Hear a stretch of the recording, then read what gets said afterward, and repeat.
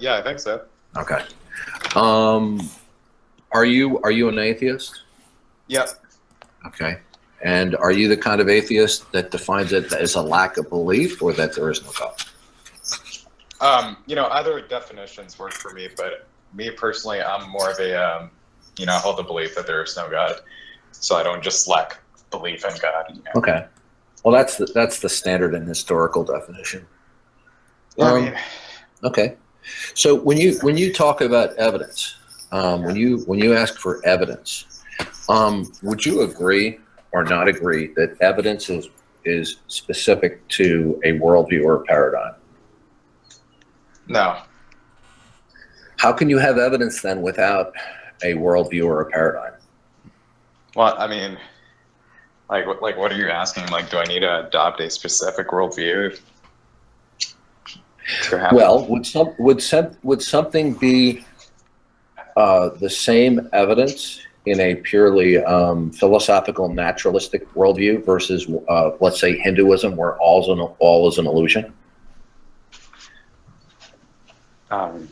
I think so. Well, in naturalism, physicality actually exists. Right? In Hinduism, all is Brahman. It's all an illusion. Right. Okay? So you couldn't have something be the same kind and type of evidence in both worldviews. Well, I mean, empirical evidence is sensory experience, and it seems to me that, would you not have experience in this Hindu illusionist worldview? Yeah, but all of those experiences are an illusion. Yeah. Okay. So for example, a bullet that has ballistic grooves on it in naturalism, and I'm assuming, of course, the naturalism holds to that there are laws of physics, chemistry, etc. That would be actual, but in Hinduism, it wouldn't be actual. Everything is an illusion, so they wouldn't be the same. So in this case, evidence is worldview specific, right? Well, I mean, but you can have like sensory experience in either worldview, right? It's just like in one, you're having. Well, when you say sensory experience, are we talking about actual physicality through a cause and effect relationship acting upon, let's say, aspects of a central nervous system? Well, in the other one, there wouldn't be such a thing, right? There wouldn't be sensory experience. I mean, there would be like some sort of mind having this experience of this illusory world, right? No, there isn't. There wouldn't be an experience. It would be an illusion. Because in the first world that we're referring to, you have actual physicality. You actually have cause and effect relationships. Well, I mean, but if you're going to have an illusion, that presupposes that there's like some mind experiencing this illusion, right? No, but there's not sensory experience. Okay. The point I'm trying to drive home to you, and this is an uncontroversial point, is that evidence as an interpretation of facts would have to be worldview specific. This is an uncontroversial point, right? Oh, okay, fine. Like, there's some worldviews where that concept doesn't apply. That's correct. You could have a couple of worldviews that have a lot of parallels where you could have the same kind of evidence in some worlds, but it would still nonetheless be worldview specific. So, for example, if you had a worldview that all events are the product of chance and not a cause and effect relationship or prescriptive laws, then could you have evidence for something?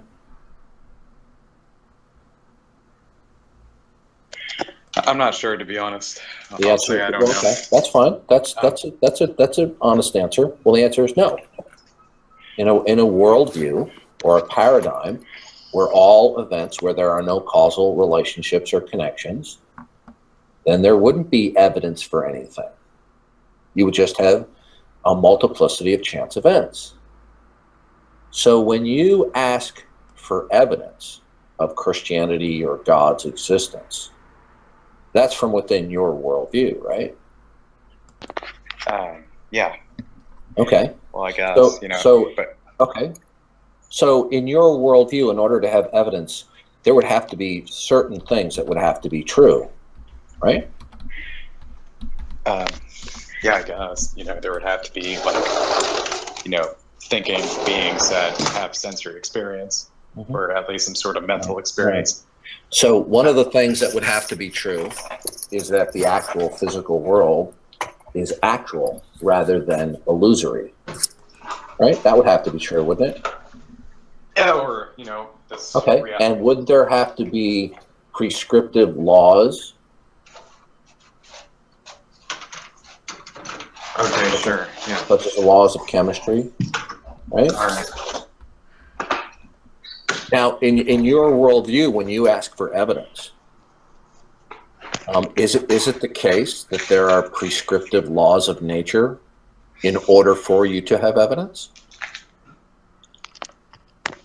Okay, sure. Yeah.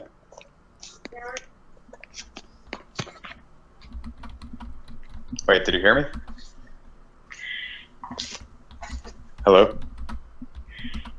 You got it. Somebody's interrupted it. How do you have a worldview without first having experience?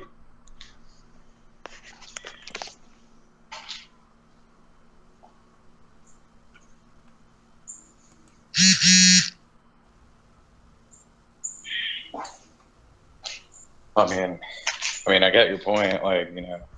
Like people have experience and then they form a worldview based on those experiences, right? And that's the experiences are the evidence. They're one and the same. So I mean, thing is, like, he's trying to paint the worldview before the evidence, but it just can't work that way ever. It's impossible. Like another thing I was thinking about, like, this whole world that I experience, could all be like the Matrix, right? Right, but we would have, there's no guarantee that we'd have a way to tell. Like if that's true, then to the best of our knowledge, the way the world really is not a matrix, but the setup that the programming has inside, and it's unreasonable to assume it's a matrix when you're inside one, because the only thing you're getting is the evidence that the matrix programmed to deliver to you. Yeah, no, I mean, I'm not assuming it, but, I think I could still do science in such a world. I could still, even if you're in a matrix, in order to operate at an optimal level in that matrix, the best way to operate would be to go by the evidence. Right. Yeah. No, that's exactly right. That way you could make predictions about how the matrix is going to how it's going to act. So you're a pragmatist, aren't you? Yeah, and there's no even if we assume there's a matrix, there's nothing to suggest that the creator of the matrix is a god. Right. Which is kind of that's kind of with the Hindu thing. When they say it's illusory, there's really what's the difference between that and a matrix? It's a god creating a matrix, basically. From what I've read on like Hindu cosmology, they see like this world we experience as being like the dream of some god. It's like this matrix generated within his mind. I mean, even if you're in something like that, when does it become reasonable to believe that? Right. Well, I guess we have some evidence for it, but I mean, I'm not aware of such. Imagine if you're a god and you create a world that doesn't provide the evidence to show that you've put those people in a matrix. Would you then expect those people to believe that? No, absolutely not. I was already thinking of my answer before you finished saying your question, but no, I would not. So it's almost like if there was a God in that situation, he would expect you to not believe in him. He probably would want you to not believe in him. I mean, if he thinks like I do, then yeah, he wouldn't. I mean, what we're describing is a world where he has set it up in a way to encourage you to think that way. I mean, Yeah, I mean, I guess I would. I mean, I would have to assume that he thinks like I do, but I mean, I don't see a guarantee that he would. Well, no, I'm just saying if he's if he set it up that way, that would be evidence that he intended you to think a certain way. If he purposefully set it up that way. I don't think so. He could be like a troll. Yeah, but a troll wants you to think that way. That's what I'm saying. A troll wants you to be in the illusion so that he can piss you off. I mean, like, it could be like, this troll god, like if you don't end up believing in his existence, he would send you to hell, That's what I'm saying is that he I'm not talking about the morality of his intention, like the how good it would be for us, or whether or not he's like he could intend you, like you just said, he could be trolling you and intend you to think that way so that you go to hell. But my point still stands that he intended you to think that way. He designed it for you to think that way. Okay, fine. So any way you look at it, though, like we would have no way of proving that type of setup. Obviously, because he designed it in a way you couldn't. So it's unreasonable to jump to the conclusion that we would be in that kind of setup, even if you're in one. And also, a setup like that doesn't match any religion I've ever heard of anyway. Well, I guess I do know one guy I met one guy who's a maltheist. I guess it would match his. But besides him, I've never met another maltheist. Yeah, I get it. If they exist, they're like a really small minority. So the majority of the views of God that are out there would not even match that possibility whatsoever. Yeah, no, I mean, that's definitely inconsistent with Christianity, Islam, like all the big religions, really. Even deism too. Ironically. Yeah, that's deist. I mean, every God belief falls into deism, doesn't it? And I don't know. Does a deist require that it's only one God? I think the older deists did, but nowadays you have what's called polytheism. Yeah. Like you had like all these different gods who were like the first causes of the universe. Like could a maltheist consider himself a deist? Could there be a deist that has a trollish god? Okay, let's see. I don't know, that definition is kind of vague, I think. I mean, deism's more about like a god who kind of like created the universe, set up the initial conditions, and then let go. Like, isn't a maltheist and a god who's like actively intervening in the universe, like causing evil and whatnot? See, but saying that he created it and then let go doesn't really talk about his intention, like how he feels about us. Does he like us? Does he want to cause us harm? Does he because he could not care, or maybe he could lack the power to do anything after that point, or I don't know. There's just so many variables there. In a way, these words like theist and deist and Christian, they're almost kind of worthless until the person defines specifically what they mean. Yeah, well, I mean, I've read the Bible, so it kind of explains a little bit of like God's nature and like God's intentions and his plans for humanity, the future, and so I mean they've sort of defined it somewhat for me, like their concept.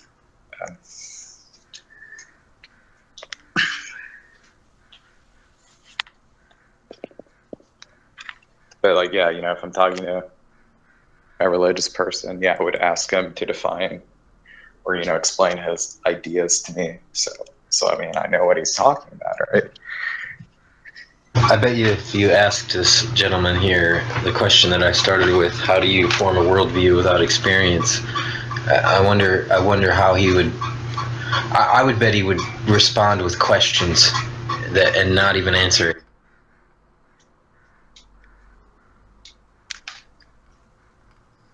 I don't know. I'm just guessing. I've seen him do that most of the time.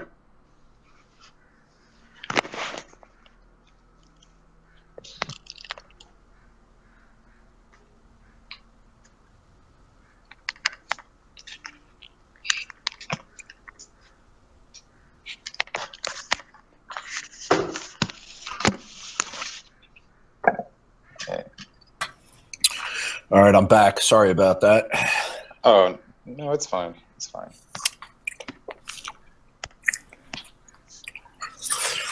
Okay, so in your worldview, you ask for evidence, and Right. there is prerequisites for evidence, and one of them would be that you don't live in a chance universe, right? Incorrect. What? Incorrect. Okay, why? How could you have evidence in an entirely chance universe? Your experiences are evident. If you're experiencing a chance universe, you're getting a constant stream of information through your senses that would constitute evidence. No, you're not understanding this. In an entirely chance universe, each and every singular event does not have any relationship to any other event. Okay. So you can't speak of sense perception. I just did. I know you did, but I just explained to you why it's incorrect. No, you just asserted it's incorrect. I mean, No, I just explained to you why it's incorrect. I'll be glad to go over it again for you. No, I understand what you're saying. Like you're saying something along the lines, like in such a universe, you wouldn't have. Can you get closer to your mic? Okay, like in such a universe. Oh, hold on a second. It's not you. It's me. Hold on. Yeah, I just have my earpiece in incorrectly. Go ahead. Like in such a universe, there wouldn't be like external stimuli causing you to have a certain experience. Right. Okay. I mean, if you weren't having an experience, then you wouldn't even be able to think. Like, how could you even exist on as a conscious being without an experience? Well, because you're not accustomed to thinking that all events could be the product of chance, you're overlaying your paradigm of your physical model of the world and then trying to see that is operative within a chance universe. I mean, I don't really believe in the chance. No, I'm just responding. I'm just responding to the assertion that you wouldn't have an experience if you don't have an experience. No, experience is a term that we use when there are causal relationships. The word experience would be meaningless in an entirely chance universe. I mean, I would when I say experience, I'm talking about the flow of information that's coming in through your senses. Without that, you wouldn't even be a conscious being. Right. Well, there wouldn't be a flow of information because that contains the idea of causal relations. Right. What you're doing is what you're doing. But we do have that. No, what I'm trying to explain to you, and I hope that you're being sincere, because I have explained it. I'll be glad to explain it to you again. You're superimposing your conceptual framework of causal relations in whatever way you're thinking of them onto a chance universe. But in a chance universe, then there wouldn't be sensory experience, because You're repeating. Yeah, sensory experience necessarily includes the concept that there are causal relations. I'll be right back. Okay, so I mean, why do we have to repeat that? Like, do you remember my response to that? It's like it's almost like he's not responding to what I'm saying. Like, if we lived in his sort of chance universe, we wouldn't know that we live in that sort of chance universe. Yeah, Like, we wouldn't. I mean, based on his definition, if without experience, we wouldn't be a conscious being. You like it's like he's saying, oh, he's telling me I don't understand because I'm mapping this world we live in onto that, and it's like, wait a minute, I'm not mapping anything. I'm just I'm just looking at what you just said. You said we wouldn't have experience. It's like he's saying if we lived in a chance universe, you could have consciousness without experience, without that flow of information. like what he's trying to say is that he thinks that the physicalist or slash naturalist worldview entails such a chance universe, but it doesn't. Like no naturalist philosopher ever has argued for such a worldview. They've always argued for a cause and effect, natural, deterministic. I mean, anything else is absurdity because, like I said, he's proposing that you would have consciousness without the experience, or that it would even be a possibility, or maybe we would come and go. You're just going into absurdity. It doesn't. It doesn't. It's self-contradictory. It doesn't even make sense. And he's saying I think what he's trying to say is like I'm trying to make sense of it because I'm in that type of world, so I'm trying to map it onto that. And it's like, no, I'm not. That what you're describing is a lack of that. I mean, if he's trying to tell us what naturalism is, but naturalism is not that kind of chance universe.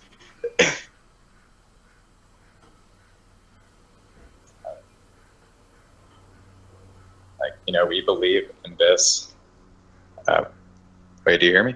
Yeah, I do. We believe in this deterministic cause and effect natural world that was not created by a god or gods or anything supernatural.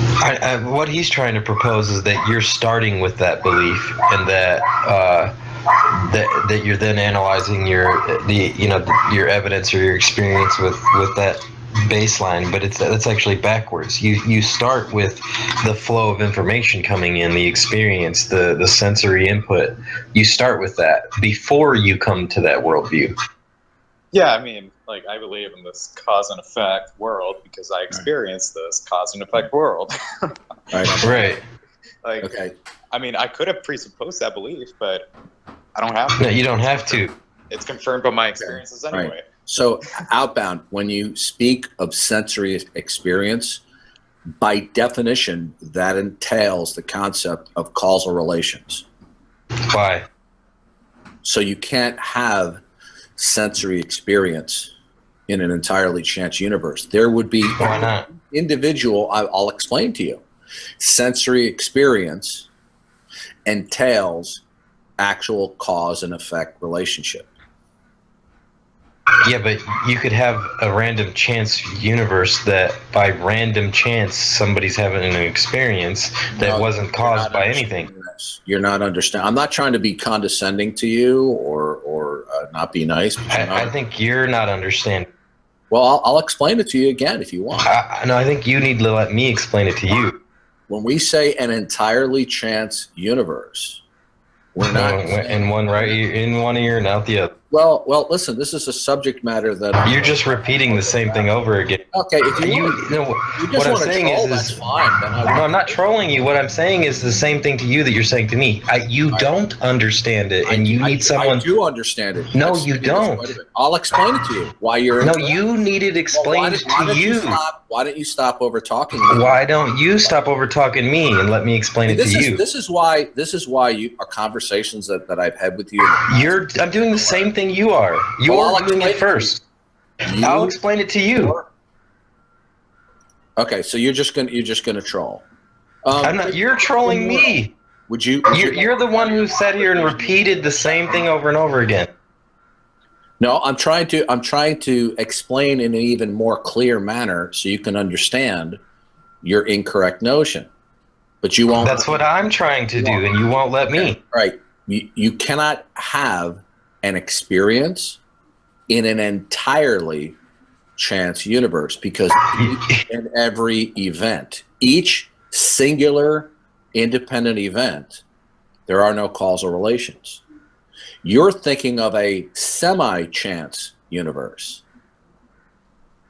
Like experience itself is a Do you realize that you just restated the same thing that I've? Do you remember my response to that? Okay, Outbound. Seriously, either you're trolling me, or you have some serious problems intellectually. This is a subject matter. I just asked you a simple question. Right, I know that. You see, dude, I'm going to explain it to you. Do you remember my response? Yeah, I remember it. The fact of the matter is, what was my response? Sensory experience.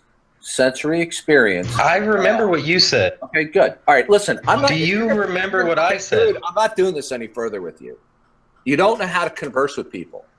I'm asking you a simple question. Right, dude. Listen, either change your methodology, or I'll just leave the room, and I'll just send Immortal an invite to a separate chat. This happens every time I converse with you, every time without fail. Now, I don't know whether you're doing this on purpose. You're doing it.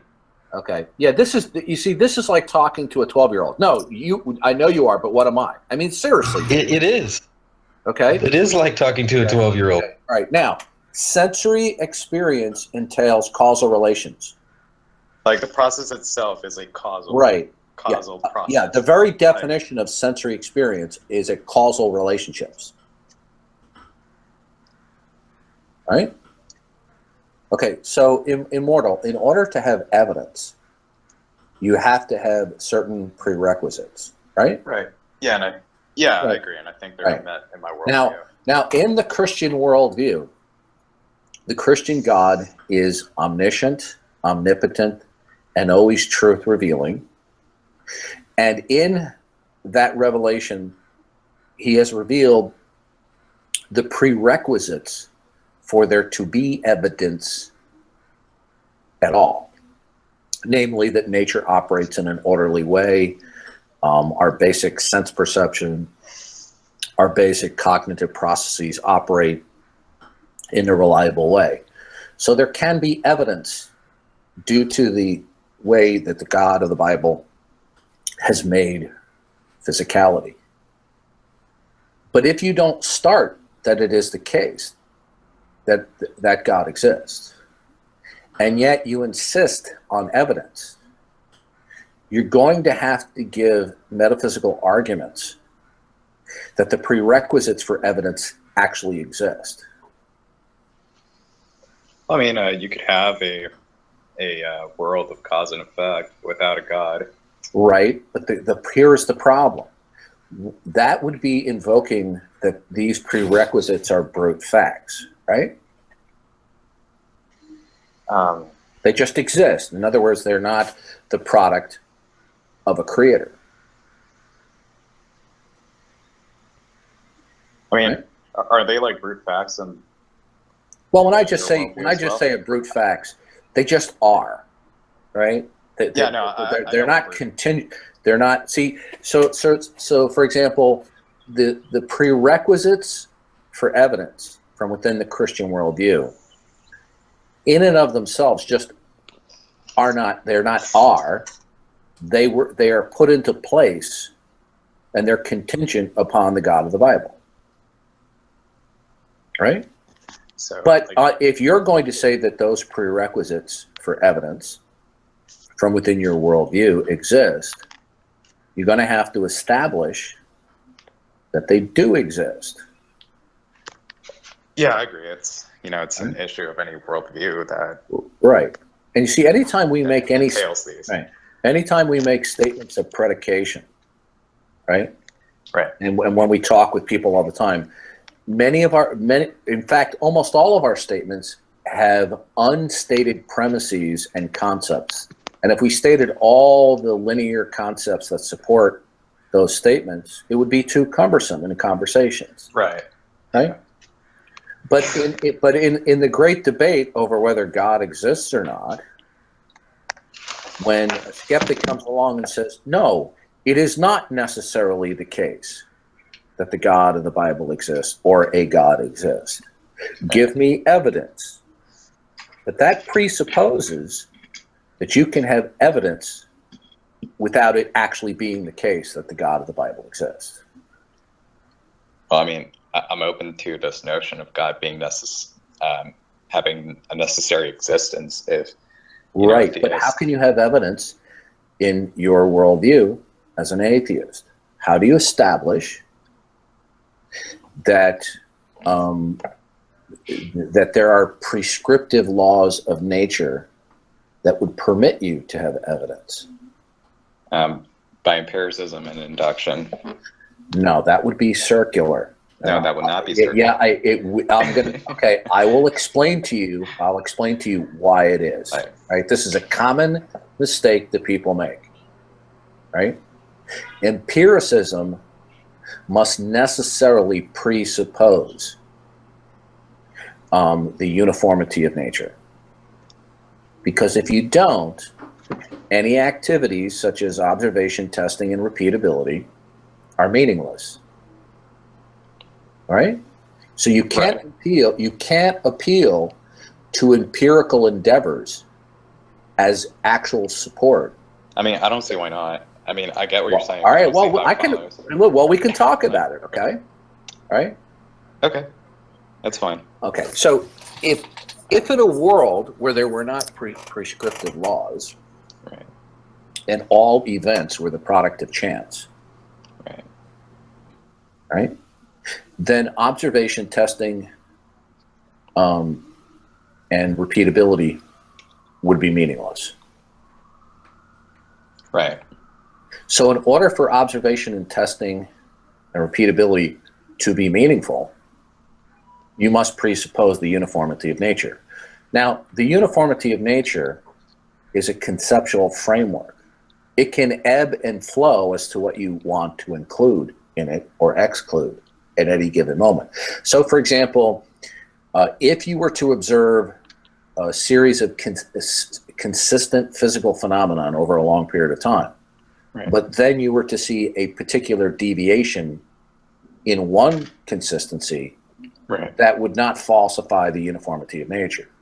It would just cause your conceptual framework to shrink or grow somewhat. Okay?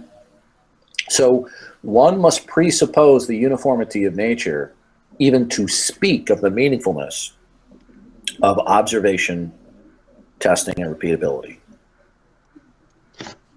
All right? So you can't appeal to empirical observations to support the uniformity of nature. Like, I mean, why not? Isn't that what we observe in the universe? It behaving in an orderly, lawful, uniform way. Well, what you're referring to are observations of consistencies. Now, it may be the case that a universe that is governed by prescriptive laws are producing those consistencies, but an entirely chance universe can produce those consistencies as well. One's only escape from that would be an attempt to appeal to probability. Yeah, I mean that's sort of what induction is, isn't it? No. Yeah, well, that's the problem of induction, because your conclusions are not logically necessitated. Right. Yeah, and there's another explanation, even though it may be inconceivable or unacceptable to somebody, it doesn't mean that there is not another explanation for a series of consistencies. Right. Yeah. I mean that happens in inductive reasoning all the time. You weigh several options and determine which one's more probable. Right. So how is it the case that the uniformity of nature actually exists in order for you to have evidence in your worldview as an atheist? I mean, it could be like an unanswered or unanswerable question. Well, the answer is there are no brute facts to speak of unless you're just imagining that something is the case, or that your belief coincides to the actual state of affairs, but there is no way from an atheist worldview to actually determine what the actual state of affairs is? Sensory experience. No, because you would have to presuppose that your basic sensory input is operating reliably. No, you really don't. You just have to make sure that your ideas match the reality you experience. All right. Let me explain this to you. You have to assume, in order to appeal to sensory experience, you must presuppose the basic reliability of your sensory experience. Now, for example, I'll give you an illustration. If I go to the eye doctor and he has me read the chart, Right. and I say the letter E, and he says, no, that's a B. And I said, no, I can clearly see that it is an E. And he says, come here. And I walk closer, and as I get closer, I see that it's a B instead of an A, right? Right. Now, I just realized that not all of my sensory experiences are reliable. But I just assumed when I got closer and it looked like a B, that in that particular circumstance, it was reliable. Yeah, like you used your sensory experience to find that out. Right. So when one appeals to sensory experience, you must assume the basic reliability. I mean, if you want to go that route, fine. But I mean, well, all I need for my worldview is to presuppose, or right. But do you understand? Presuppose this is the reality. This is not a controversial point that I'm making. It's well recognized.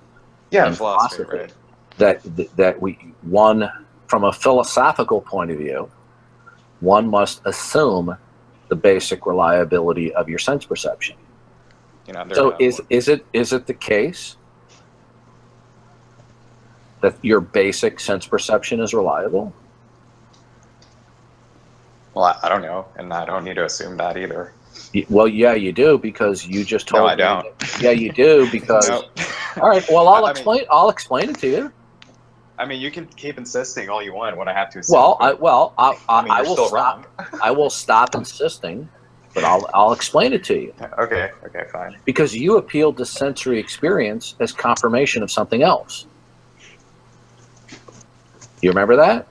Yeah, like how this reality is. Right, but you see, you have a conceptual framework that how reality is has an accurate throughput into your sensory experience. I mean, I should have said like the reality I experience. But that's not what we're talking about. We're talking about the reliability. So the point is, when it comes to the nature of reality, you've got to rely on a collection of beliefs for which you don't have any evidence for. No, not really, but okay. Okay, so then you're asking for evidence in order to believe in the ultimate core belief, which would be God, right? Okay, I have an idea. How about, like, instead of like going through this philosophically bullshit conversation, you go ahead and provide evidence for your worldview. And if you don't, okay, that's fine. Well, the very evidence of the Christian God is the fact that without him, there can be no evidence. All right. Well, that's a nice premise. Right. Well, can there be support for that? Right. Okay. Can there be evidence for something without it being the case that the God of the Bible exists? Well, I haven't seen a good argument to say. All right. Well. First of all, why do you need arguments for everything that you believe? Like arguments, at least for most of the things I believe. Okay. So God would be the ultimate core belief, would you say? Well, for theists, yeah. No. I'm just saying, in terms of reality, it doesn't get any more core than that. Other than, let's say, if you hold to philosophical naturalism, that the only thing that exists is matter and energy, and in that worldview, those would be your core beliefs. I mean, I understand what you're saying. Like, like in theism, God is the ultimate source of everything else. Right. So you want an argument for that.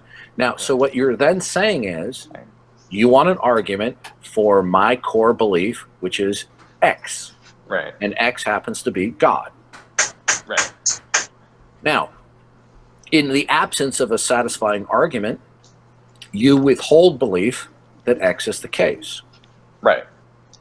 Now, in your worldview, in order for you even to communicate with me, in other words, for your words to be meaningful and intelligible, in order for you to be able to reason, you have to have some core beliefs about the nature of existence. Yeah, and I do. Okay, so what's the argument that nature operates in a law-like way?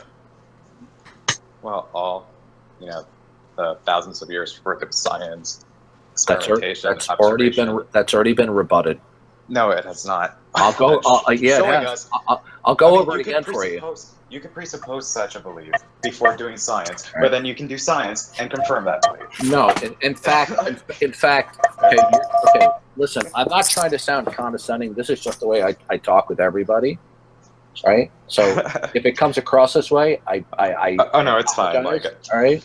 Yeah. But you're quite mistaken, because when you say confirmation, what you're saying is confirmation in your worldview is only that which comports with your unjustified ultimate assumptions about the nature of existence. You don't have verification in your worldview. What do you mean I don't have verification? Well, I'm going to explain to you. I'm going to explain to you why that's not the case.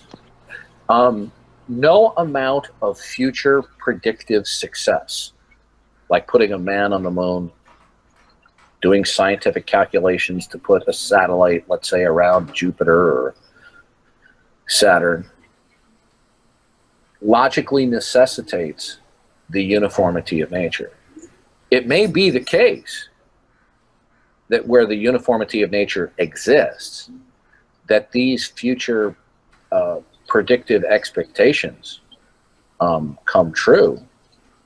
But it may also be the case that all of those collective events are the product of chance. Even though it may be unacceptable to the way somebody views reality, there's no way to argue that chance cannot produce a specific sequence. But didn't we establish earlier that you cannot have experience in a totally chance universe? That's correct. So what I'm saying to you is that any future consistencies that are based upon your supposition of the uniformity of nature can be produced by randomization as well. And the only reason why you hold to the uniformity of nature being confirmed is because it is entirely unacceptable that randomization accounts for those consistent sequences. Like, it's an intuitive belief that seems to be, enjoy empirical support and inferential support. Empirical support is circular in nature. I mean, I don't think it's circular, but it is. I'll explain it to you. I'll explain it to you. Like, I think you were right when you said that, inductive arguments don't give you logic conclusions that necessarily follow from premises. Right. It gives you, it's more probabilistic arguments. Well, in your worldview, you can't make a probabilistic argument. Do you know why? Wow. Because a probabilistic argument requires that you have access to the background information. All right? Do you agree with that? Yeah, have access to the right. If you don't have access, reality I experience. So. Right. If you don't have access to the background information in order to make a probabilistic assessment, which you would have to know what the non-variables are, including the variables. All right. So so far, you have yet to show evidence for. All right. Well. First of all, we'll get back to that. We'll get back to that. Right now, I'm showing you that you can't appeal to a probabilistic assessment, because in order to do a probabilistic assessment, you have to know what the non-variables are, things that are unchanging, right? So, for example, if I have a shoebox with ping pong balls in it, right, and I cut a hole in it, and there's 9 ping pong balls, you have access to the background information. You know that there are 9 ping pong balls numbered from 1 to 9. And the variable is you reach in and pull out 1 ball. Right? So you can make a probabilistic assessment. But if you don't know what the non-variables are and the variables are about a given scenario, you can't make a probabilistic assessment. In the case of the world, you're not in a position to demonstrate that anything is a non-variable. I mean, I could with sensory experience, like in your excellent example. Okay. A non-variable would be something that is unchanging and absolute, right? Yeah, I mean, okay, yeah. Good. I mean, name for me. Constants, right? But name me. Name me one absolute that you could begin to have background information to make a probabilistic assessment of physicality.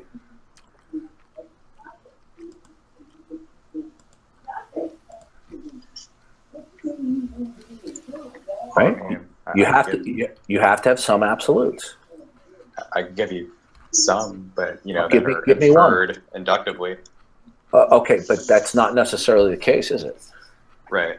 Okay, so you don't have access to the background information of what the non-variables are. I mean, I don't see why it has to be like necessarily the case. Or I'm sorry, that was redundant. I don't see why it has to be the case. What has to be the case? Having an absolute.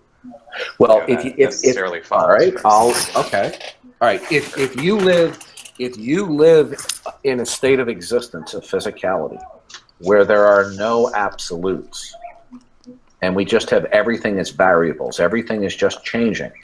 All right, I see. I didn't make myself clear, but okay, carry on. Okay, so without there being any absolutes, which would be non-variables, you can't assess a probabilistic assessment. I mean, not fully, but you have something to work with. No, you have to pin down certain absolutes. Yeah, see, that's your OCD, but no, it has nothing to do with it has nothing to do with OCD. If you're going to make a probabilistic, look, let me give you an illustration. I have a shoebox, right? Now, instead of there being 9 ping pong balls in there, there's never a fixed number when you reach in. At any given moment, ping pong balls are flowing in and flowing out. It's just ever changing. There's not an absolute non-variable of ping pong balls in there. So, like, are these balls labeled 1 through 9? No, I just explained to you in this new illustration, the number of ping pong balls is ever changing. So that there's not an absolute number of ping pong balls. So you can't assess what the probability is of picking out a particular ping pong ball. Now, you said that you can confirm the uniformity of nature by a probabilistic assessment. Or like, fine, like infer. But you have no absolutes to support. Now, I'll tell you why you think that way. It's intuition, because from a let's say a non-Christian worldview, when you see a certain series of consistencies over a long period of time, and others do, they adopt the assumption that, remember, it's an assumption that if randomness were behind all of this, we would see exceptions and not consistencies without deviation. So it is an assumption about the way reality operates or physicality operates, an assumption that produces that conclusion. It is not that the observation demonstrates the conclusion. It doesn't. Your governing assumption is what produces your conclusion. It is? Okay. I'll show it to you it is. Like, there's a difference between assumptions and inferences. Okay. Is in terms of a random generation, is there any particular sequence that chance could not produce? Okay, I want to say no. All right, good. So whatever particular sequences you see, whether they appear to be ordered or not, consistent or not consistent, how are you able to determine that any series of consistencies are the product of necessity versus chance? Well, I mean, you compare the two models, you know, and the predictions that each one makes. No, it doesn't matter. That doesn't work. Like, And here's why. like, do they make the same predictions? No. Do you understand that chance can produce the same consistency? So if you have a model, of the uniformity of nature and you make a prediction, it may comport with your model, but that doesn't logically necessitate that the model is the actual state of affairs. Well, I mean, unless you can show that your model and your model alone is right. the only one that can produce those sequences. But you can't offer that because you just conceded that chance can produce the same type of consistencies. No. Well, no, I'm not sure that chance can, but I mean, you know, okay, like for the sake of argument, if both models made the same predictions, then yeah, I mean, okay. Look, I don't see how you could tell one from the other. Let me give you an illustration. I want you to imagine we're at the Scrabble manufacturing plant where they make Scrabble letters, right? Okay. Mm-hmm. And they come out in a linear fashion, and then they're sorted to be put in the Scrabble boxes. And I want you to imagine that there's an optical character recognition reading the letters as they come through one by one, but it's at very high speed. And all of that information is digitized. And so we now have a sequence of Scrabble letters that's, let's say, in the 100 million letters. So it doesn't matter what the number is, right? Now, what's the probability of those? Let's say I'll simplify it, 1 million letters in a row. What's the probability that by chance that particular sequence would occur? Wait, did you say the same letter in a row? 1 million? No. They're just random letters. Okay, random letters. Okay. Okay. So you could sit down and say, okay, we got 26 letters.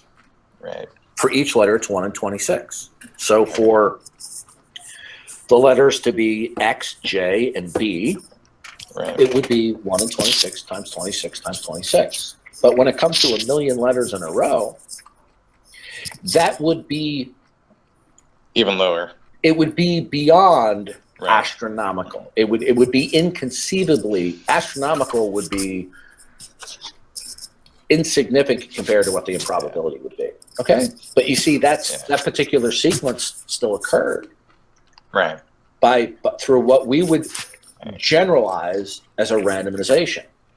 Mm-hmm. So if there's a particular sequence that we locate, or that we agree upon, whatever that is, or consistencies. If you're going to say that chance couldn't produce those consistencies,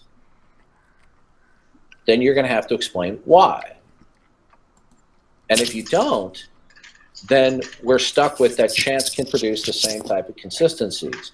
So why do you opt that necessity produces these consistencies that we call physics and chemistry rather than chance? Well, the reason why is because if you don't, then your world will be utterly meaningless. Right? Yeah. I mean, right. And I think like the chance model made predictions that are falsified by the observational evidence. No, a chance model cannot be falsified. And by the way, it's not a good idea to resort to the falsification concept because it's easily destroyed. Right? So getting back to what I was asking you about evidence.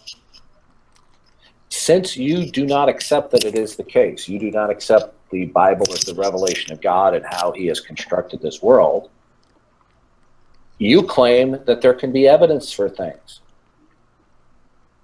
But you have no capacity to demonstrate that you exist in a world where there can be evidence. Well, I mean, I see evidence for that proposition. Yeah. Okay, you're going to have to establish that certain prerequisites are true in order to have evidence for things. Right. One of those is going to be the reality of the external world. You can't appeal to sensory perception, because if the external world were an illusion, you would have the, quote, same sensory experience, so to speak, the same psychic phenomenon. Number two, you're going to have the uniformity of nature must be the case. But you have no argument for it. Since you want an argument for God as the ultimate core belief, what's your argument for the uniformity of nature? Well, you told me it was an appeal to empirical endeavors, but I demonstrated an inductive argument. Inductive arguments are not logically necessary. Yeah, there's still arguments though. I mean, no, they are. It's an appeal. Okay, no, it's an appeal. I mean, you don't. Right. If you don't want to accept the argument, that's fine. But well, it's not logic. The conclusion is not logically necessary. We already established that. So. Okay, so in deductive arguments, a valid argument whose premises are true is logically necessary. Right. Yeah. But inductive reasoning, the conclusion is not logically necessary. Right. Yeah. Right. So what? you could appeal to an inductive inference, but that conclusion is not logically necessitated. So you want to come along and say, give me evidence for the Christian worldview or the Christian God or the resurrection of Jesus Christ. Well, I submit to you, you can't have evidence for anything unless the God of the Bible exists. And if you say you don't accept that, then tell me how you can have evidence. Have a cause and effect universe, purely naturalistic with no God in it. How are you omniscient? No. How do you know that there is a cause and effect relationship between any two events? Empirical evidence and induction. No. Do you know who? Okay, fine. You know who David Hume was? Yeah. Yeah, he was a Scottish atheist and a brilliant philosopher. And he destroyed. You must assume that any two events have a causal relationship. Now, how would you have evidence for causal relationships? Well, the answer is you can't have any. You have to assume it. All right. So, yeah, I mean, I don't recall David Hume ever saying that. I mean, he did speak on the problem of induction, but it went differently and than what to say that the problem of induction plagues your claim, plagues the problem of claiming that there are causal relations between events. But his argument wasn't that induction could never work. It's that it has its limits. That's not the point that I was making. Yeah. So how can there be evidence for anything in your worldview? What has to be true? We already established that. We've been through this a couple times. Yeah. No. But your claims were rebutted and debunked. I mean, we can pretend that they were okay. Oh, okay. Well, I'll go over it again with you if you like. You know what? You know what? Okay, let's do this. I'll concede all your points. Okay, now give me evidence for God. Okay. Well, the evidence of God is the very fact that we're having a meaningful conversation here today. The evidence of God is that there can be evidence and reason at all. And if you laugh at that, then you are supposing that you can have evidence and reason without God. Okay, right? So we can have evidence and reason, therefore God, or is that more of an inductive No, argument? no. God is a necessary precondition for all intelligibility and meaningfulness. And if you object to that, then show me how you can have meaningfulness No. for You show me anything how it without follows. God. You show me your arguments. Well, I just gave it to you. Like, I said God is the Yeah, it was necessary non sequitur, precondition for all intelligibility and meaningfulness. Right? Okay, We so have it's intelligibility and meaningfulness. We haven't. unsupported I'm trying to give it to you, and you're talking over me. Okay, the God of the Bible is the necessary precondition for all meaningfulness and intelligibility. Premise 2, we have meaningfulness and intelligibility. Conclusion, therefore the God of the Bible exists. All right, so like, Now you're gonna have to debunk no, premise. you're gonna have to give support for each of your premises. I did, because you see, Yeah, okay. without an omniscient, you can laugh all you want. You see, No, I mean, I'm sorry. That's pretty fucking stupid. Okay. Okay. So I mean, don't blame me for laughing. Okay. I mean, Well, you can laugh all you can all laugh all you want, but I'm going to embarrass your position right now. Right now, in order for there to be meaningfulness and intelligibility, you would have to have interpretation of facts, right? right. I mean, yeah, you would have to have a mind. And it just can't be any. It can't be any interpretation, right? I guess, right. So the interpretation would have to be, in some respects, correct. Now, when you do not accept that it is the case that the God of the Bible exists, and that's a de facto denial of the God of the Bible, you have no capacity within your position to articulate the meaningfulness of any fact. Because if you do, I'm going to ask you what the prerequisites are for that meaningfulness. And you're not going to be able to establish that the prerequisites exist. Right? No, I don't agree. But... Okay. So let me get back a little bit. You brought up empiricism. Okay? Empiricism does not verify the uniformity of nature. One must assume that the uniformity of nature is the case in order to invoke the even meaningfulness of an empirical endeavor. So if you appeal to empirical endeavors and any future predictive successes, right, as verifying the uniformity of nature, it's a circular argument. Because Green Soul, do you want to jump in? I mean, because I'm about to leave. I mean, yeah. Well, I've just demonstrated to you the bankruptcy of atheism. No, you. Yeah. Well, you have no foundation. And you gave none. You gave either logically. What evidence? Logically valid arguments. How can there premises logically invalid? So I mean, so in other words, done there are logical. There are laws of thought. No, I'm not gonna listen to this. Of course, you're not, because I gave you. I mean, how long have you been talking, man? I gave you all these chances to do it, and you did not. So, bye-bye, my primitive friend. No, I'm not primitive. Okay, you can giggle. You can giggle like a teenager. You just talk about I committed logical fallacies. That presupposes that there are laws of thought. What laws of thought? Yeah, there are. What are they? I think we both know what they are. The three laws of logic. Okay? Law of identity. Right. What does the word law refer to? Does it refer to that it is absolute and universal? Yeah. And how would you be able to verify that they are absolute and universal? You ran him off. Yeah. Yeah. The reason why it ended that way is because because you keep repeating the same thing over and over again. You just keep rewording the same thing over and over again, and you're trying to just force it down his throat. Yeah, well, he had no answer for his own worldview. None Well, whatsoever. you don't.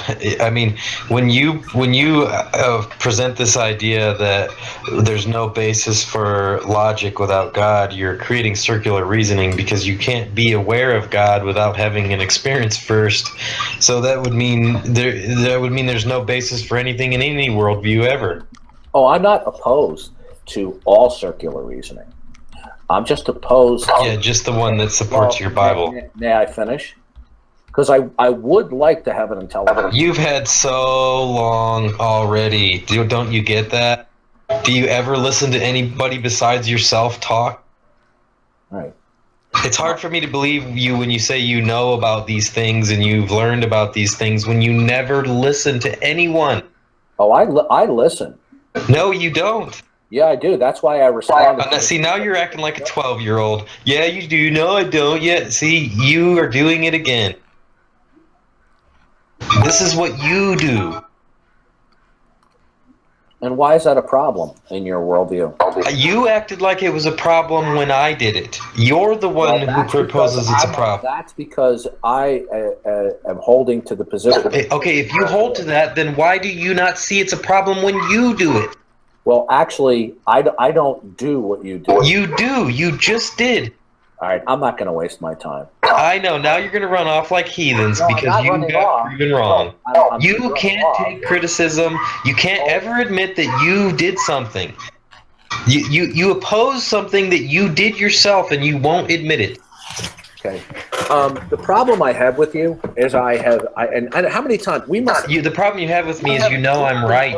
We've conversed probably about, I would say, and you never listen. You should just go, yeah, Outbound, I know you're right. You proved me wrong. And be an adult and admit you were wrong. Okay. Just grow up. Come on, stop acting like a 12-year-old. Well, I'm not gonna wait. Stop trolling me. Stop trolling me. Green Soul, did you want to get in on the conversation?